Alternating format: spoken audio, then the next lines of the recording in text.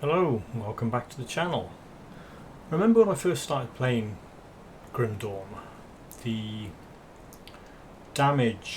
way damage works in the game, initially I ignored it, then I tried to understand it, and then I struggled to try and understand it, and eventually, after watching a lot of other people's videos and reading the game guide and trying to make sense of the words, and experimentation. I'd recommend experimentation. Get a weapon, hit things, get a skill, use it, swap gear around, see what the differences are. I thought this might save some people some time, might save a new player some time, might save a fairly experienced player some time, I don't know, hopefully. So what I'm going to do, instead of just immediately going on about retaliation damage and damage conversion and how devotions work, and there's so much tied into damage, because obviously being an action RPG, two things you want to do is kill things, don't die, particularly in hardcore. This isn't in hardcore. This character, this is the pure soldier that I used to kill Lokarr at level 22. What I've done is taken all her skills out. I've still got 32 points in the mastery. What that gives you is 160 physique, 112 cunning, bunch of spirit, health and energy.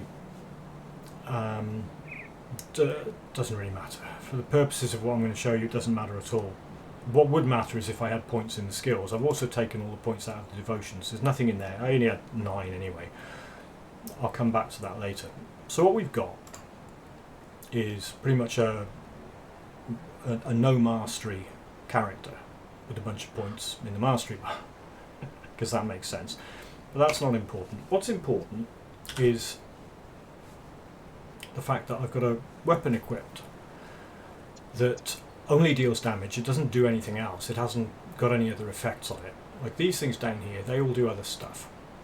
But we want to start with the basics. We want to start with the basics, which is you have a weapon and it does damage. Clothing doesn't do anything else either. She's just got that on because it looks kind of cool. Now this does physical damage. For the purposes of your first character, first weapon you pick up after the thing that you get supplied with, even the thing you get supplied with at the start, you don't really need to worry too much about the damage type. You're just going to hit things or shoot things and they're going to die for a while before it starts getting complicated. Now, here are the dummies. And this video is damage for dummies, and there they are. Right. So at the moment, I've got that, and that's it. And I'm going to start hitting this guy.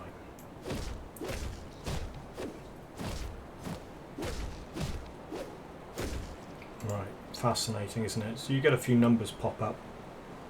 What you can do now is you can get your character panel up. There's a whole bunch of stuff on here that tells you things if you hover over it. First thing to be aware of, unlike a lot of RPGs where melee weapons damage scales with strength, physique is not strength. Although it says physical conditioning gives you the strength to fight in heavier gear, it doesn't affect the damage that any weapons do. It's worth knowing, it's worth understanding. However, you do need to put loads and loads of points into it to stay alive. But that's a whole different story. Cunning, on the other hand, improves your combat technique, increasing physical, pierce, bleed, and internal trauma damage. So those are the damage types that Cunning buffs. So the more points you have in Cunning, the more the damage that you do with physical, pierce, bleed, and internal trauma will scale. It will go up. Spirit does everything else, pretty much. Spirit increases your capacity for pain. That's interesting. And magnifies the damage of magical attacks. It also does a little bit more than that, because by magical, a lot of people would think that it just means elemental. Elemental, fire, cold, lightning. But Spirit buffs chaos as well, and other stuff. And it also buffs pets, but we'll come on to that in a few years' time once I've covered the basic damage. Now then, offensive ability. Cunning raises your offensive ability. The higher your cunning, the higher your offensive ability. The higher your physique, the higher your defensive ability. We won't worry about that for now. What we're interested in is offensive ability. So what that's telling me is, the last thing that I attacked was a training dummy, and I had a chance to hit it, which is pretty poor, and a 0% chance to crit. That's because my offensive ability is so low. Now that's not really anything to do with damage, but obviously if you're missing things, you're not causing any damage at all. We want to talk about damage per hit. Down here, I've got my weapon attack on my right mouse button. What you see here, you see weapon attack and weapon damage, and they're split.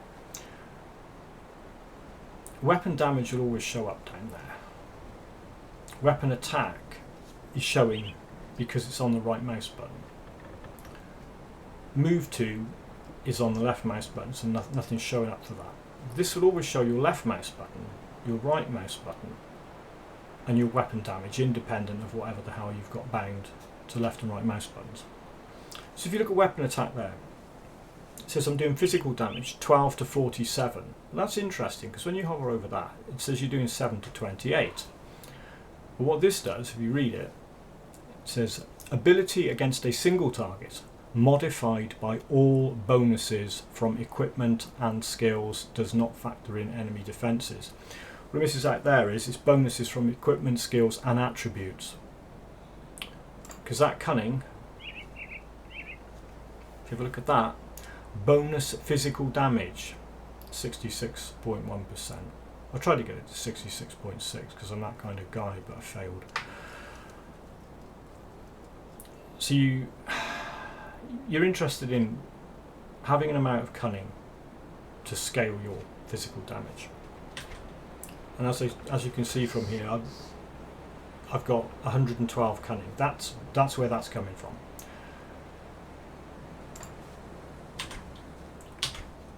So that cunning there, that's up to 162, is buffed purely from the mastery bars, nothing else doing it. Now, that's physical damage, that's a basic damage on a common weapon.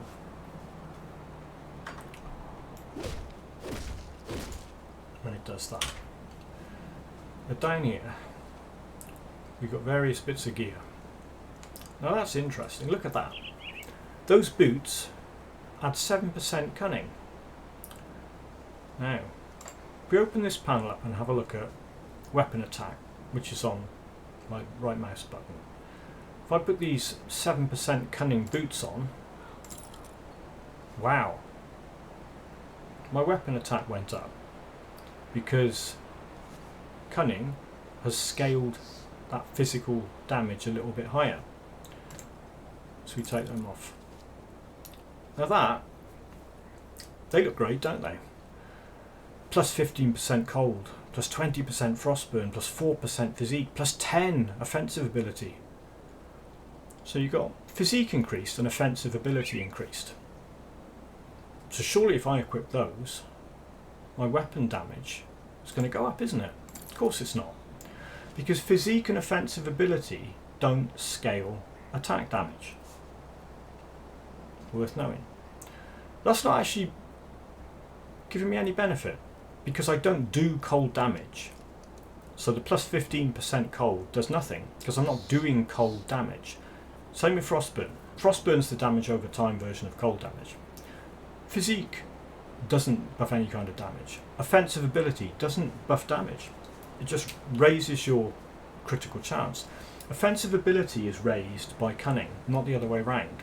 So adding 10 to your offensive ability doesn't increase your cunning. If you put points into cunning, it will raise your offensive ability. It's separate. They're separate stats. The one raises the other, not the other way around. Elemental resistance, great, but that's not going to make me hit anything any harder. And that's got a plus 2 to Night's Chill. That's the Nightblade skill, so it's irrelevant on this character. However, it does launch an Ice Spike, 10% chance on attack. So every now and again, what you'll see is a big 300 pop up. There you go. When it launches the Ice Spike, there's a 303.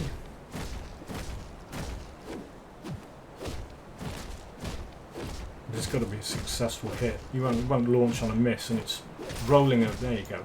It's rolling a random number dice in the background to say, have you got so you got a 1 in 10 chance of that going off, and then it hits with 300 and something cold damage. But that's not the weapon doing that. That's the skill firing off when you hit something. So that's pretty much it for mundane, standard, common weapons and the type of damage they do.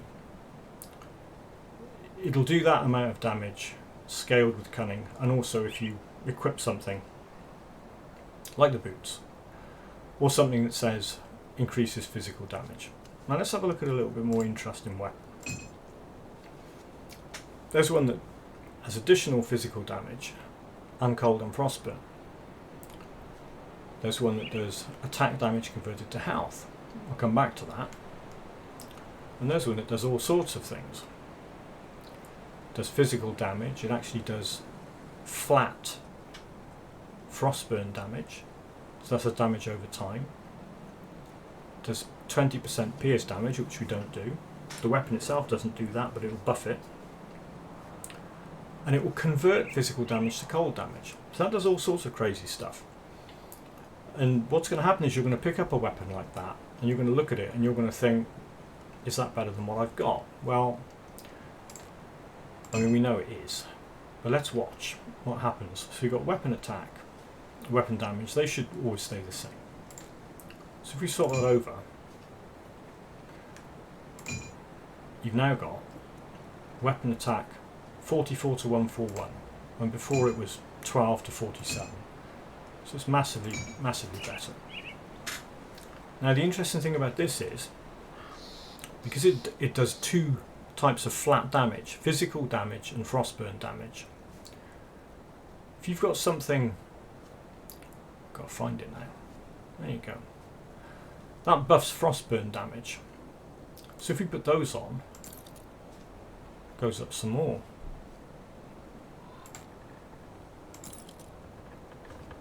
Now this is an interesting one.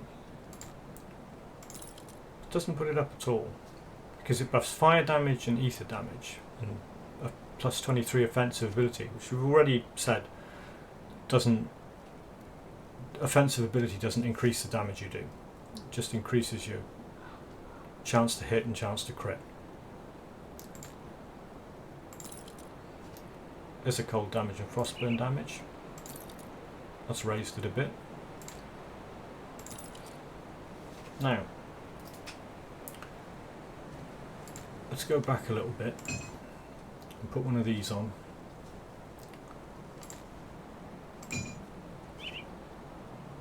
Slightly better than the rubbish one.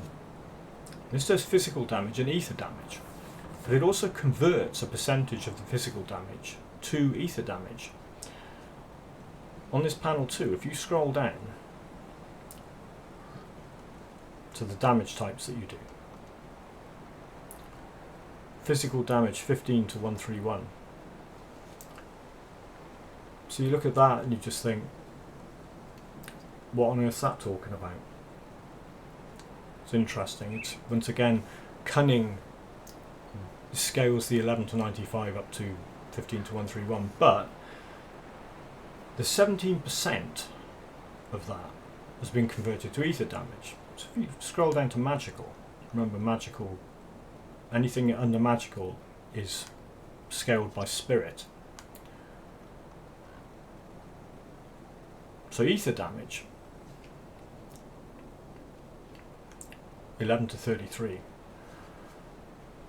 So you've got the 6 plus the 17% of physical that's converted to ether.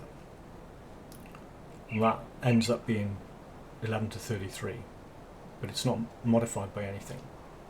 However, that will give us a plus 34% ether damage. Now what that will do is it will add that percentage, it will multiply the base ether value of 6 and the converted 17% of physical by 34%. very important thing to realise is the flat damage is the damage value that the weapon will do. The multiplication percentage is applied to that after the conversions. So your physical gets converted to ether, then that plus 34% ether damage is applied. So what we can see, right, so if I put this on, weapon attack goes up because that's the ether value going up. And if we go down here, right, ether's 11 to 33, and with that skull on there, it's 14 to 40. If you look at the physical, doesn't change because it's not affecting that. The 17%'s already been taken out of that and put into the ether, so that isn't affecting it.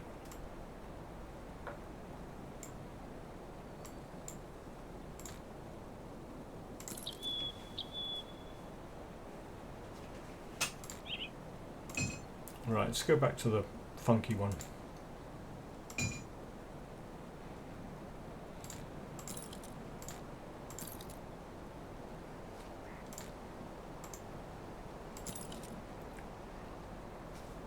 Right,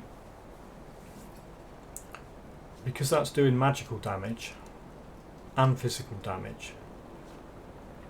Cunning's boosting the physical. The spirit is buffing the magical. That's buffing the frostburn, the flat frostburn.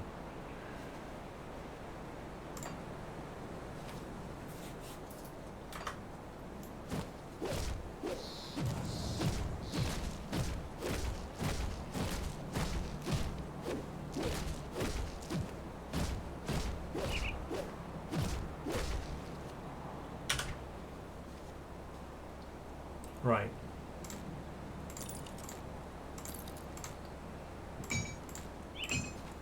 Okay. The flat value of weapon damage on a weapon is only done by the weapon. So if you were to use a skill, for example, let's be a magic guy. Okay.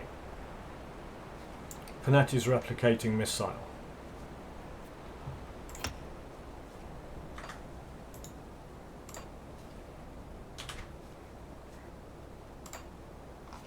Right. Because that's showing the right mouse button, it will show Panetti's. So your weapon damage is down here and your Panetti's replicating missile is up there.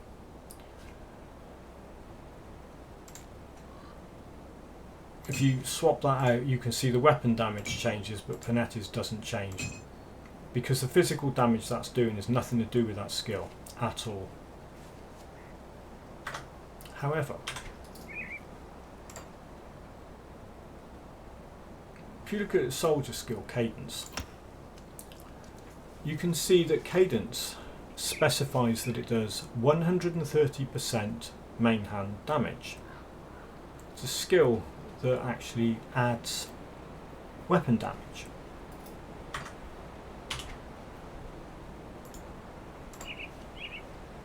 Take the weapon out, put it back in, the damage that Cadence does changes. Now, that's weapon damage. It's non-specific damage type. It doesn't say physical or ether or whatever. So whatever weapon you equip, Cadence takes the damage from that, 130% of that damage, and adds it in.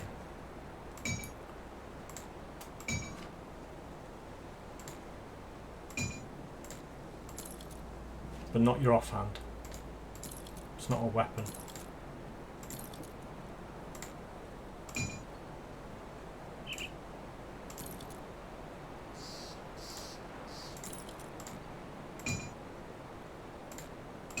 But watch this. There. But John, you said it wouldn't go up. No, I know I said it wouldn't go up, but remember what's happening here. that does ether damage. That buffs ether damage. Cadence does 130% main hand damage. So any damage that your main hand weapon does, Cadence will do 130% of that.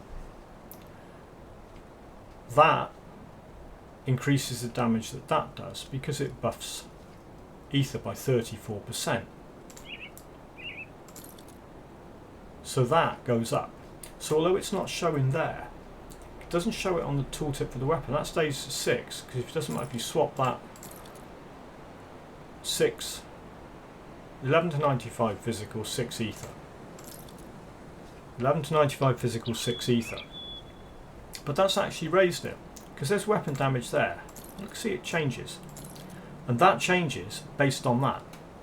Takes that weapon damage, multiplies it by 130%. Anything in that is getting multiplied by 130% and added into Cadence. And that's where you can see it happen.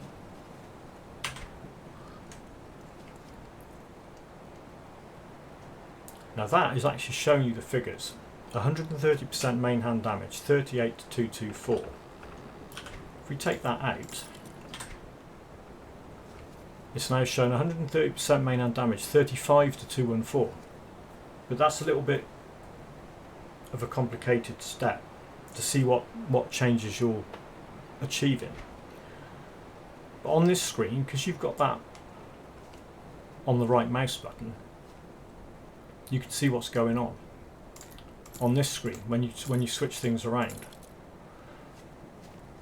And you might swap stuff around and might not even understand why that's changing. But what you have to do is look at what you're actually doing. What are you putting in there, and what effect is it having, and why is that changing? So we go back to Panetti's. Now Panetti's, because it doesn't use weapon damage, it brings up an interesting conundrum. Because you see, your weapon damage is 30 to 172, and Panetti's is 25. So you look at that and you think, well, I'm better off hitting things. Now, where's my ether weapon gone? Let's take it out a minute. Right. So my weapon damage is 12 to 47. Panetti's is 25. Yeah, I need a better one than that. I want the one that isn't ether. I want that one. Yeah. Right. Okay. So this is where, if you're using a skill and you're not depending on your weapon damage, you don't have to focus on your damage per second, because that is telling you the damage per second of the weapon. So if you're using a skill like Panetti's, you don't care what your weapon does. Two reasons why. One, you're not going to be, well, you probably aren't going to be hitting things with the weapon because you're going to be shooting them with your skill.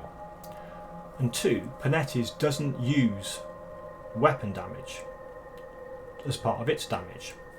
What Panetti's uses is elemental damage. So it causes fire, cold and lightning damage. Elemental damage means it will do a third of each of those. So if you had anything that buffed fire damage, it will buff Panetti's. If you got something that buffs cold damage, it will buff Panetti's. If you got something that buffs lightning damage, it will buff Panetti's. And if you've got something, the holy grail of buffs, that buffs elemental damage, it will buff Panetti's. That buffs fire damage, so it's going to buff Panetti's.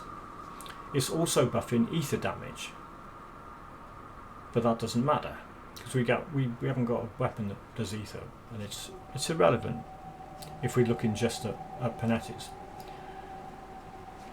So that does cold damage, plus 20%. So what you can see is, when I'm swapping that in, right, Panetti's is going up. Now that isn't because of the weapon damage, that is purely because of the plus 20% cold damage. it is buffing a third of the damage that Penetis does, because Penetis does elemental damage. So that thing's buffing the cold third of elemental damage by 20%. And that is buffing fire that Penetis does by 56%.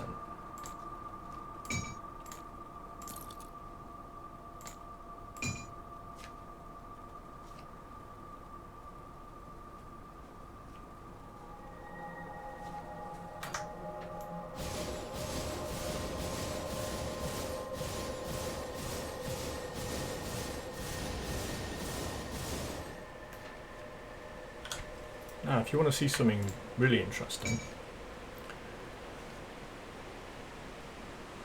where's the thing that shoots ice spikes? There it is. Okay. Now those gloves shoot ice spikes with a 10% chance on attack. Now, on attack doesn't mean just a weapon attack.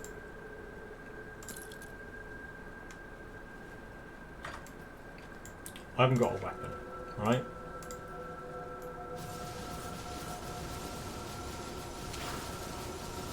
Did you see the ice spike? There you go.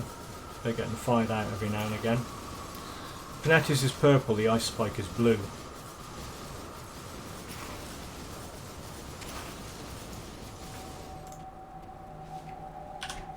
So I haven't got a weapon at all. But that chance on attack is happening. We'll try something slightly different.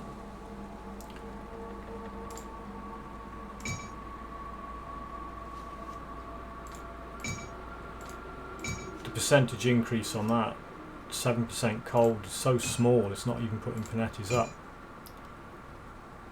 But there's an ice spike chance on attack. So I've got an ice spike chance on attack on that and on that.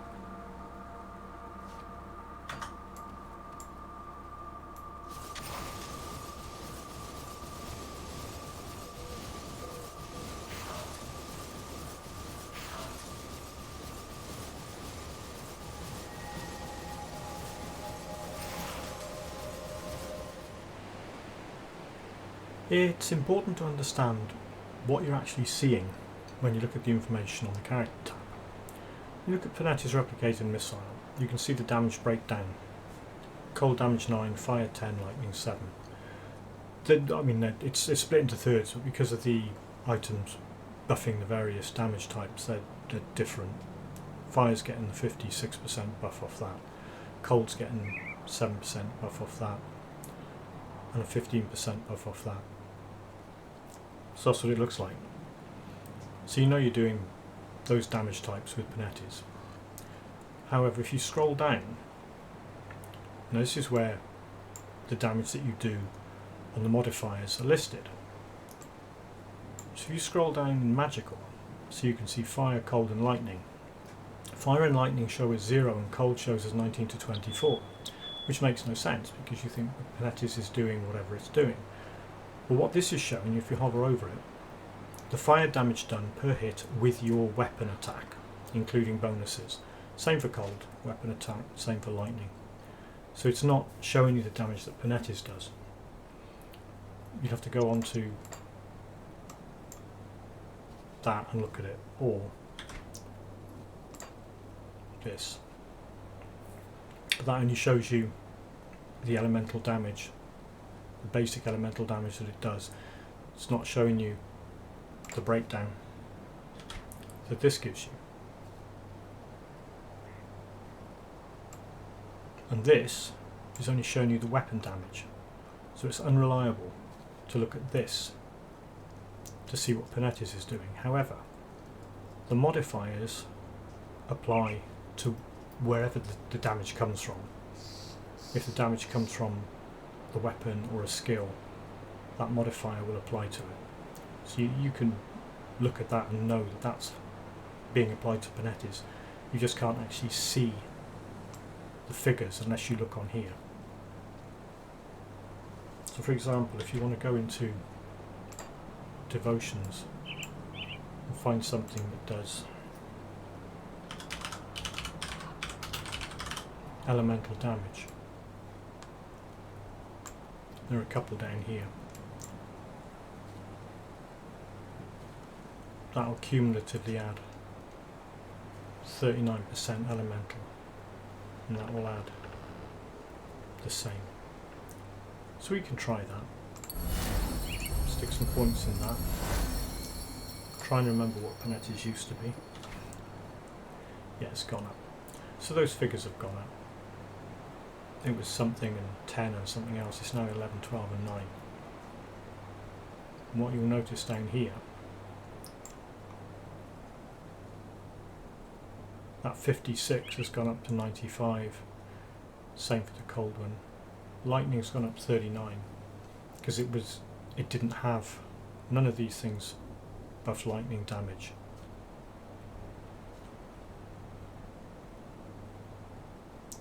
So that 39 is only coming from the devotion.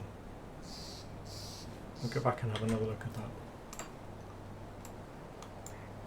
So this is Scholar's Light elemental damage. It's not specifically buffing weapons, it's not specifically buffing anything, it's buffing any elemental damage that you do. So any fire damage, any cold damage, any lightning damage that you do is being increased by that 39% by those two nodes, the bottom one there and that one. And that's pretty much the same for everything on here. Is if you've got something that buffs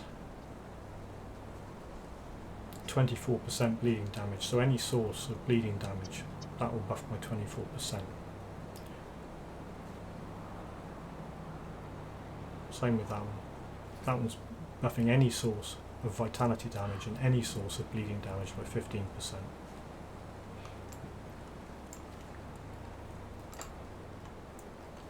What we'll do, we'll change this up a bit. We'll look at a totally different type of damage. It's damage that you deal. What we can do is we can take out all these things. So there's nothing. Get rid of Panetti's. It's weapon damage too, that's if I punch something in the face, but I'm not going to do that. It's a totally different type of damage we're going to look at. It's this. All of these items here deal retaliation damage. They're not weapons, you can see they're not weapons. There's chest armour, shoulder armour, hand armour, foot armour. On the third tab, retaliation, physical, 96. So I can deal 96 physical damage. Now, retaliation damage isn't buffed by cunning. It doesn't take that. It's not really going to prove anything, is it? Okay, 74. You add that in. Cunning doesn't buff it at all. Cunning buffs damage that you deal. The only thing that buffs retaliation damage is a skill or an item that says specifically that it buffs retaliation damage.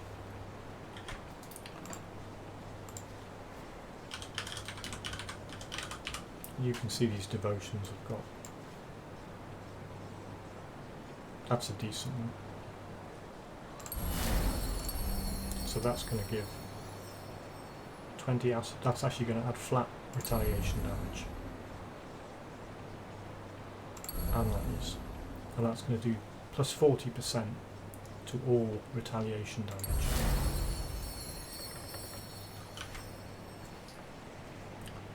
So the physicals, 134 with a 40% buff. There's acid. Anyway, acid 70 with a 40% buff. So retaliation damage is, although it's a type of damage, it's totally separate from your actual damage, your weapon damage, your skill damage. Anything that deals damage has nothing to do with retaliation damage, apart from some items and skills that are added in Forgotten Gods, where because retaliation builds weren't very good at dealing damage, they added in some skills and some items that actually include a percentage of your retaliation damage into your attack, just so you can actually do something rather than just stand there and get hit.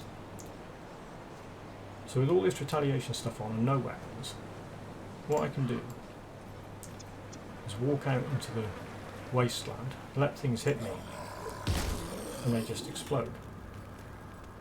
Because that's what retaliation damage is. He missed me, so he didn't get any. There you go. It's quite entertaining watching them shamble up, flail, and explode. I take damage, but they take more.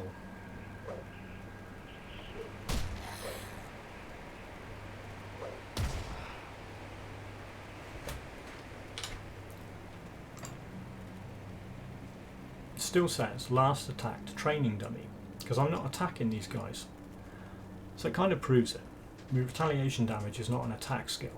You're not attacking anything, you're just standing there. They are taking retaliation damage when they hit you. Last attacked by Walking Dead. You got a 60% chance to hit me. Let's see how she does in a boss fight. Or rather a boss stand around doing nothing. It's hardly a fight. I might have to take a potion if my health drops drastically. It shouldn't do.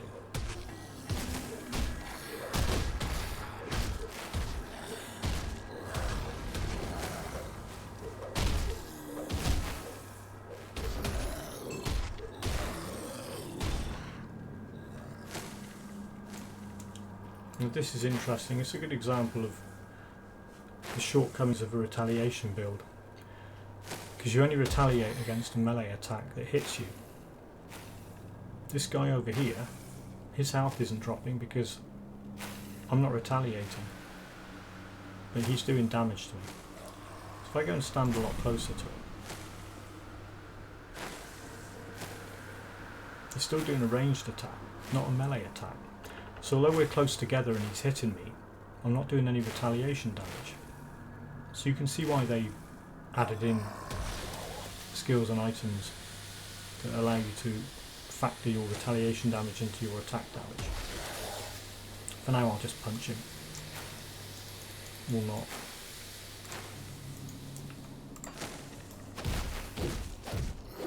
There you go. Okay, we'll get on to one of my favourite topics now.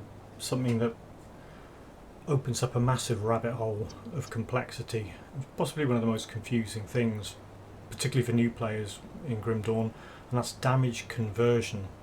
So the first time you start encountering items that convert damage, you're going to think, what's this all about? Why is it doing this?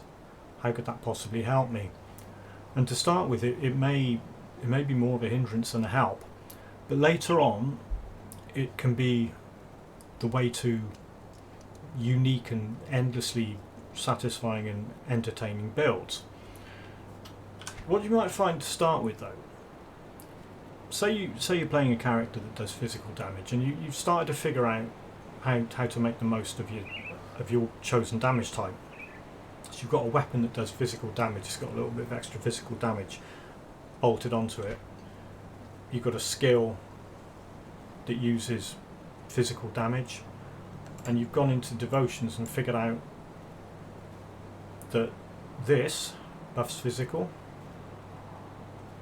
2 nodes on there buff physical, that buffs physical, and so does that.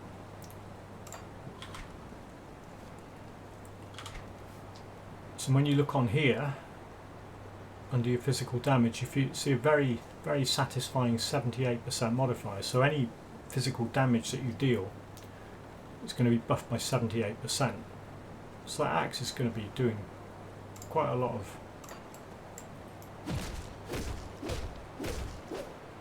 when you manage to hit. So that's pretty good. So you're going to be pleased with yourself. You're understanding the game, making some progress, and you know what you're doing with damage.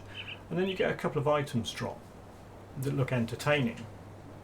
This one does ether damage. This one does chaos damage. And both of those, you know, they look like they're going to be good weapons. Okay, there's a little bit of a dip to your DPS according to the tooltip. But you know, who doesn't like the sound of doing chaos damage? What you notice here is it's converting 16% physical to chaos, and that's converting 18% physical to ether.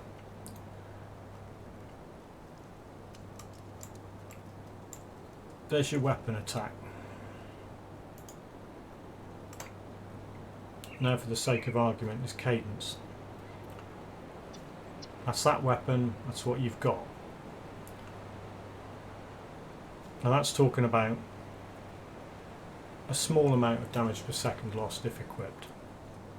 But watch what it drops to. Watch what that 190 drops to, and watch what cadence drops to. Yeah, that's more than a small dip.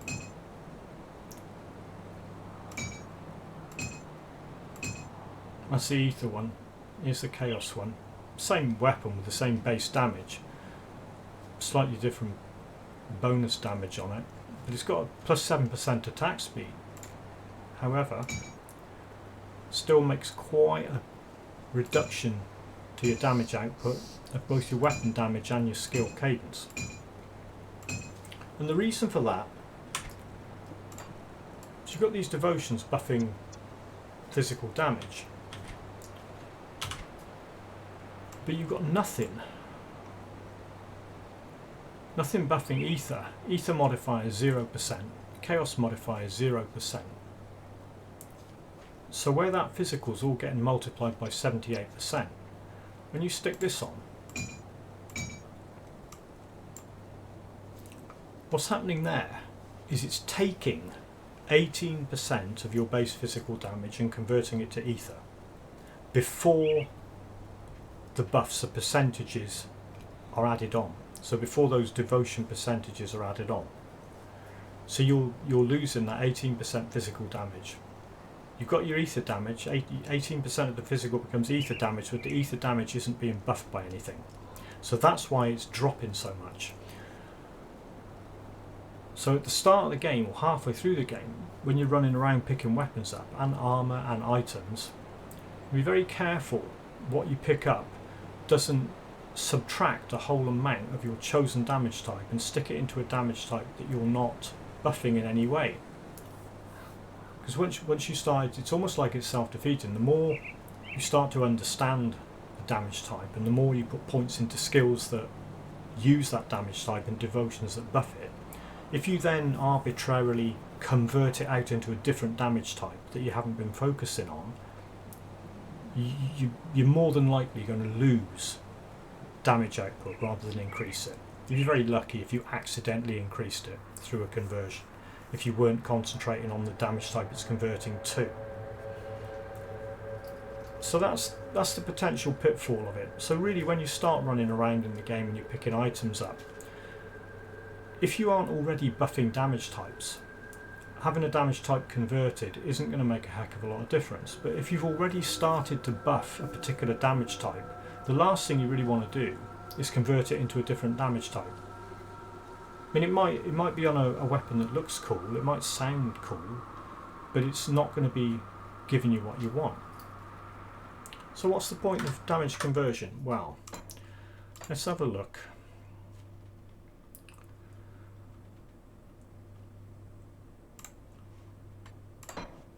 Let's have a look at something where I've built a character and added in a hefty amount of damage conversion. First example of a damage conversion, we'll look at this witch hunter. I wanted to play a witch hunter because why wouldn't I? It sounds great.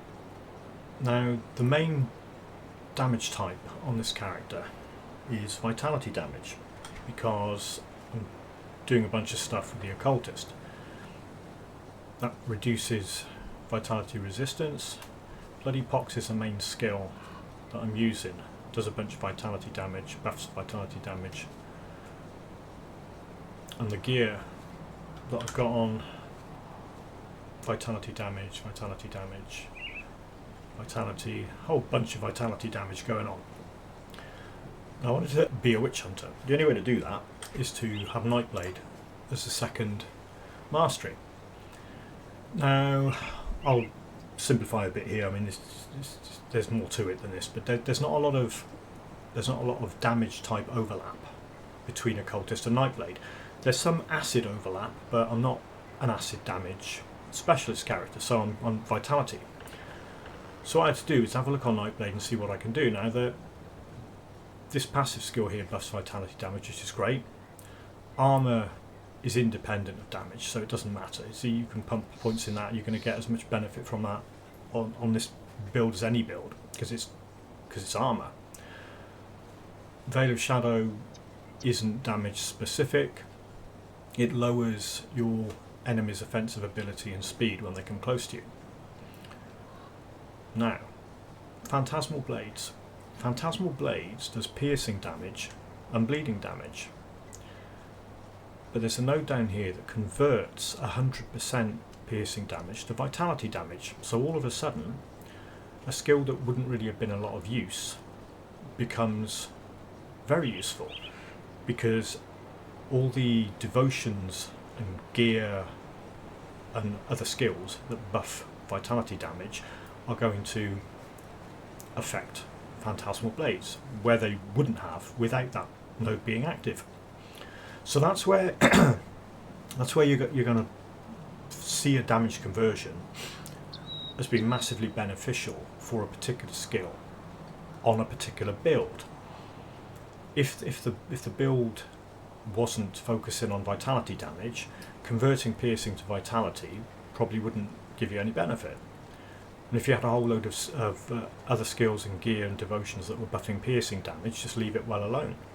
But because because all the devotions I'm using, Wendigo's a big vitality buffing constellation, as is Ratosh,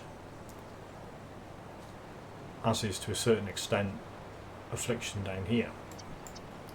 And there's the odd node, like, where is it? Let myself down here, there you go, that buffs vitality. So yeah, I picked that and I thought, well, I can use that on this build because it's got that conversion on it. It also changes the colour, so it looks pretty good.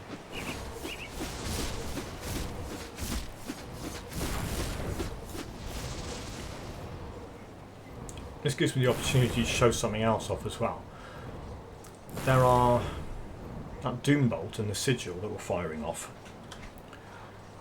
The Sigil comes from the ring, 10% chance on attack. The Doom Bolt comes from the gloves, 33% chance on critical attack. And what you'll notice here, what this is doing, it's doing vitality damage, which is just like a one hit on attack. But it does bleeding damage, which is a damage over time. Right, every time bleed goes off and affects the dummy, it has that percentage chance to proc those additional effects. There you go. There's the Sigil. And there's the Doom Bolt. And another Sigil. Now what was happening there was the bleed damage was triggering that, not my direct attack. And that's my best example of a skill-based damage conversion. What we'll look at next is a character that uses extreme damage conversion via items to become a very, very good build, in my opinion. This character is an apostate, a level 100 apostate, with a mishmash of odd-looking gear. Now, an apostate is an inquisitor and a necromancer, two masteries which, apart from a little bit of cold damage, have very, very little in common. There's hardly any synergies between the two. Necro, you're usually going to be going vitality or ether damage or a pet build, or there's quite a bit of cold damage going on. There's some acid, vitality, more ether. Whereas Inquisitor is pretty much exclusively an elemental damage build. Fire, cold, lightning, fire, cold, lightning. You can see a pattern forming here. Usually what you would do to build a decent character with Inquisitor is tag on Demolitionist, Arcanist, anything that's going to, buff your elemental damage, will have good overlaps, so you haven't got to think about what you're doing, because if you put points into, say, Demolitionist, Fire Strike, you get a Purifier character, and they're really good, they're really strong, and you haven't got to worry too much at all about damage conversion, because the fire damage is just going to work fine. However, I'm always intrigued by items I find that seem to do strange damage conversion. And there are 3 items that make this character ridiculously strong. First thing, and I saw these drop a lot in Ugdenbog and Gloomwald, and I thought, what's this actually doing? Why is it putting vitality damage onto Inquisitor Seal? Why is it converting fire damage to vitality damage on Inquisitor Seal? Surely that's counterproductive, because why would your Inquisitor want to be doing vitality damage? And it was sort of nagging away at me, and I thought, well, I'm going to have to try this out and see what the whole point of this is. Now, if that's the only item you've got, and your other Inquisitor skills are still elemental based, you're going to be struggling a bit. And I got a blueprint for this mask, which converts 100% fire damage to vitality damage on Aura of Censure, which is another Inquisitor skill. And it also does a bunch of stuff for Necromancer. And it adds +1 to all skills in Necromancer and +1 to all skills in Inquisitor. It's kind of pushing you down a path, isn't it? It's saying to you, look at what you can do here with an Apostate build. So I've got that thing, sticking vitality damage on Inquisitor Seal. That thing's sorting out Aura of Censure. And the last one, Namadir's Eye, is, again, it's quite amazing. It's sticking vitality damage onto ranged expertise, which is an Inquisitor skill, converting piercing damage on ranged expertise to vitality damage, sticking a whole load of vitality damage into the Necro's Spectral Binding, which is a toggle skill, and converting 30% elemental damage to vitality damage to Spectral Binding. Now, this is an interesting one because Spectral Binding isn't doing any damage, but while Spectral Binding is up, and it's a toggle skill, so it'll be up all the time, until an arcane enemy switches it off for you, but that's a whole other story. So while Spectral Binding is active, which is all the time, 30% of the elemental damage you do, fire, cold, lightning, is converted to vitality damage. And then you grab another item, say this thing, puts +1 skills, +1 to all skills in Necro. You can farm that belt, you can farm that medal, you can farm that. So there's 3 farmable items. That's the least impressive. Those two, the fact that you can farm those two, make this quite an easy build to sort out. That comes from a blueprint. So if you've got that blueprint, again, you'll laugh it. You haven't got to wait for it to drop. You can just make one when you need it. The other gear does vitality damage or not. These rings, I was lucky that one did vitality damage, because the sole purpose of these rings is really the resistances they give. Again, the trousers, pants are there for the resistances. They can be farmed. They're from the Soleil Guardian, so the trousers can be farmed. Boots, I had a choice. I had a bunch of things hanging around in stash. They just seem to fit the build. They're not perfect for it, but they're okay. And that's really, they're just there for the resistances. They're not specifically good for this build.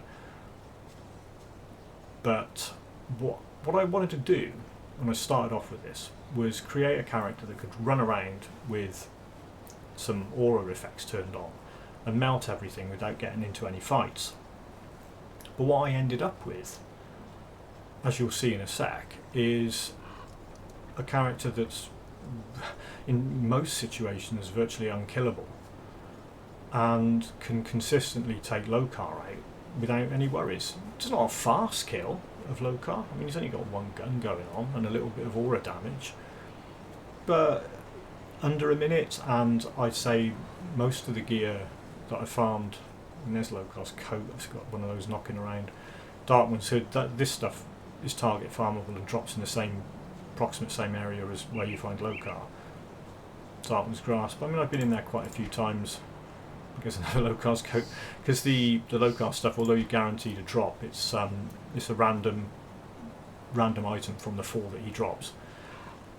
Let's have a look at this guy killing Lokarr, just so you can see how good it is with its damage conversions. I mean, for a damage conversion example, this is good because with these farmable items and this master of a blueprint and a little bit of creativity in your skill allocation, and again your vitality devotions. I do like vitality damage. Some more over here and up there. You end up with a very powerful character.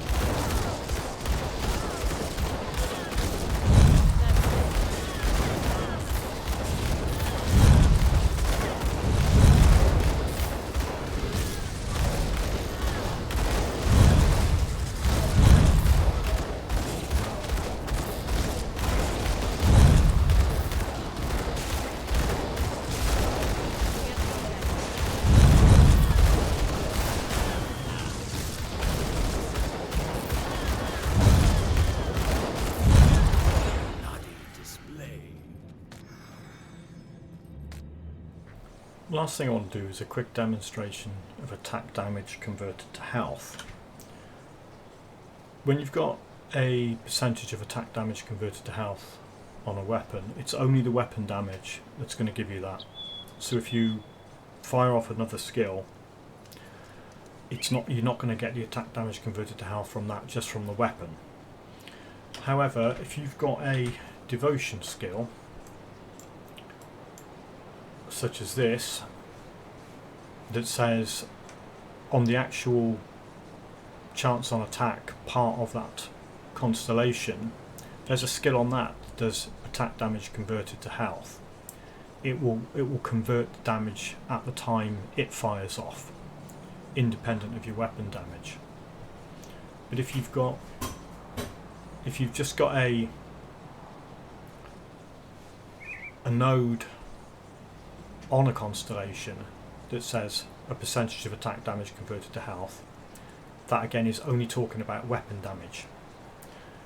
Now, it gets a little bit more interesting when you've got a skill like Cadence that includes weapon damage, because then Cadence, if you've got a node on a constellation doing a percentage of weapon damage, it will take that damage that Cadence does because it's weapon damage.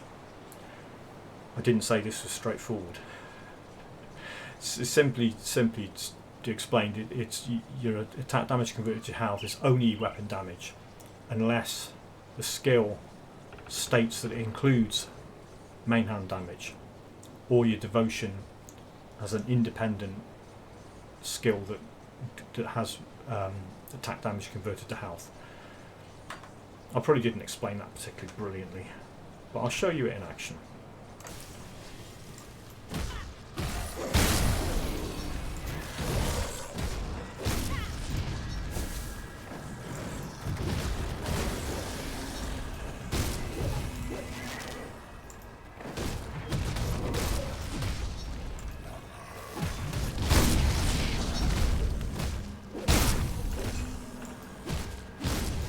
see quite a large chunk of health coming back every time Cadence fires off.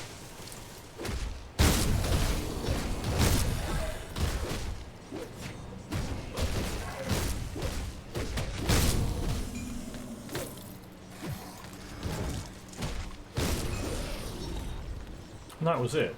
That was my shoddy example of attack damage converted to health. And that's pretty much all I've got to say about damage in this video. Might do another one about pets later, but all you've got to know is pet damage is totally independent from the damage that you do, and the only way to buff pet damage is via skills, items and devotions that say that they buff pets. Thanks very much for watching. If you watch the whole thing right through, I absolutely love you. You're my favourite people ever. And that's it for now, and I'll see you all in the next video.